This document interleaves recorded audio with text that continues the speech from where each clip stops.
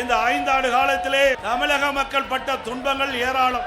இன்றைக்கு ஒவ்வொரு நாளும் மக்கள் படுகின்ற துன்பம், இந்த ஆட்சியாளர் அதை பற்றி கவலைப்படாமல் மக்கள் எக்கேடுகிட்டு போனாலும் பரவாயில்லை, தன் குடும்பம் மட்டும் செழித்து வளர்ந்தால் போதும் என்ற நிலையிலே இருக்கின்ற முதலமைச்சர் இன்றைக்கு இந்த நாட்டை ஆண்டு கொண்டிருந்தார். இன்றைக்கு மக்களுக்கு விடுவி காலம் பிறக்கின்ற காலம் வந்துவிட்டது. திராவிட முன்னேற்ற கழகம் எப்பொழுது ஆட்சியிலே அமர்ந்ததோ அன்று முதல் இன்று வரை எங்கே பார்த்தாலும் கஞ்சா விற்பனை, போதைப் பொருள் விற்பனை, கள்ளச்சாராய விற்பனை, இப்படி தமிழகம் முழுவதும் சர்வசாதாரணமாக கிராமத்தில் இருந்து நகரம் வரை போதை நடமாட்டம் அதிகரித்து விட்டது. போதைப் பொருள் விற்பனை தருவாக தமிழகத்திலே நடந்து கொண்டிருக்கிறது. இதை பற்றியெல்லாம் கவலைப்படாத முதலமைச்சர், பொம்மை முதலமைச்சர், அந்த பள்ளி மாணவர்கள் கல்லூரிகள் அருகிலே கஞ்சா விற்பனையால் இன்றைக்கு அந்த மாணவர்கள் அதற்கு அடிமையாகி அவள் சீரழியக்கூடிய காட்சி தமிழகத்திலே பார்க்கப்படுகிறது. இன்றைக்கு பத்திரிகையில் ஊடகங்கள் வருகின்ற பெரும்பாலான செய்தி, இன்றைக்கு மாணவர்கள், இளைஞர்கள், பொதுமக்கள் போதைப் பொருளுக்கு அடிமையாகி சீரழியக்கூடிய காட்சியை அவ்வப்போது தொலைக்காட்சியிலும் பத்திரிகையிலும் பார்க்கக்கூடிய அவலங்களை கடந்த திராவிட முன்னேற்ற கழக ஆட்சியிலே பார்க்கப்படுகிறது. நெஞ்சையே பதற வைக்கின்ற சம்பவம் ஒன்று நடந்தது. திருநெல்வேலியிலே 9ஆம் வகுப்பு படிக்கின்ற மாணவிகள் பள்ளியிலே மது அருந்தக்கூடிய காட்சி எவ்வளவு வேதனையாக ஒரு சம்பவம் என்பதை நாம் எண்ணி பார்க்க வேண்டும். நம்முடைய குழந்தையுடைய எதிர்காலத்திற்காக பள்ளிக்கு அனுமதிக்கின்றோம். ஆனால் இந்த விடியா திமுக ஆட்சியிலே படிக்கிற காலத்திலே பள்ளியிலே மாணவிகள் மது அருந்துகின்ற காட்சி பத்திரிகையிலும் ஊடகத்திலும் வருகின்றது. ஒரு வேதனையான சம்பவம். பற்றியெல்லாம் இந்த அப்பா ஸ்டாலின் கவலைப்படுவதாக தெரியவில்லை. இன்றைக்கு தமிழகத்தில் உளவுத்துறை இருக்கின்றதா என்று மக்கள் கேட்கின்ற நிலைக்கு உளவுத்துறையுடைய செயல்பாடு செயலிழந்து இருக்கின்றது. இப்படிப்பட்ட சம்பவங்கள் நடைபெறுகின்ற பொழுது, போதைப் பொருள் விற்பனை அதிகரிக்கின்ற பொழுது அரசுக்கு உரிய முறையிலே தெரிவித்து அந்த உளவுத்துறை செயல்பட்டு இருக்க வேண்டும்.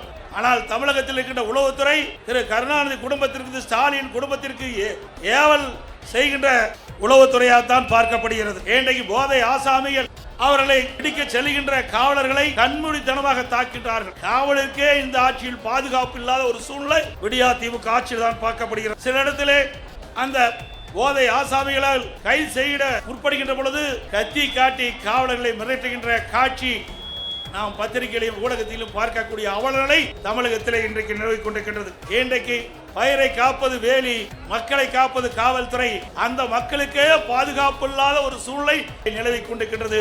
அப்படிப்பட்ட அவல ஆட்சிதான் இன்றைக்கு தமிழகத்தில் நடந்து கொண்டிருக்கின்றது. இன்றைக்கு சென்னை மாநகரம் பட்டம் பகலிலே ஒரு அரசியல் கட்சி தலைவர் ஆம்ஸ்ட்ராங் வெட்டி படுகொலை செய்யப்படுகிறார். இன்று வரை உண்மையான குற்றவாளியை கண்டுபிடிக்க முடியவில்லை.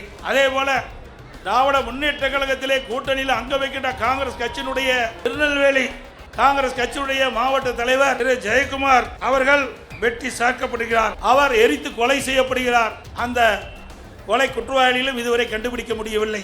இன்றைக்கு ஒரு 15 நாட்களுக்கு முன்பு நாங்குநேரில் இருசக்கர வாகனத்தில் போதை ஆசாமிகள் சாலையிலே சென்று கொண்டிருந்தவர்களை வெட்டி சாக்கின்றார்கள். அதில் 2 பேர் படுகொலை செய்யப்படுகிறார். அதே போல சிவகங்கை மாவட்டம் அந்த பகுதியில் இருசக்கர வாகனத்தில் போதை ஆசாமிகள் சென்று கொண்டிருந்த பொழுது ஓரமாக நின்றவர்களை வெட்டி சாய்க்கப்படுகின்ற காட்சி இந்த ஆட்சியிலே பார்க்கப்படுகிறது. இந்த ஆட்சியிலே பாலியல் வன்கொடுமை நடக்காத நாளே இல்லை. இன்றைக்கு கிருஷ்ணகிரியில 2 வயது குழந்தையை கூட விட்டு வைக்கலை. திராவிட முன்னேற்ற கழக கட்சியை சேர்ந்த ஒருவர் 2 வயது பச்சளம் குழந்தையை பாலில் சீண்டல் ஆளாக்கி கொலை செய்யப்படுகின்ற நிகழ்வு இந்த ஆட்சியிலே தான் பார்க்கப்படுகிறது. நாமக்கல் மாவட்டம் குமராபாளையத்தில் வீதியிலே விளையாடி கொண்டிருந்த 9 வயது சிறுமியை ஒரு காம கொடுகிறன் அந்த சிறுமியை அழைத்து சென்று பாலியல் வன்கொடுமை செய்யப்பட்ட காட்சி தொலைக்காட்சியிலே நாம் பார்த்தோம். இதையெல்லாம் எந்த அளவுக்கு இந்த ஆட்சியிலே கொடுமை நடந்து கொண்டிருக்கின்றதை நாம் எண்ணி பார்க்க வேண்டும்.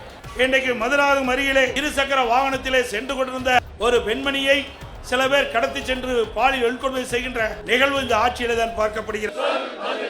விடியா திமுக அரசு பதில் சொல், பதில் சொல். 8 திக்கும் கஞ்சா வாசம், 8 திக்கும் கஞ்சா வாசம், சட்டம் ஒழுங்கோ படுமோசம்,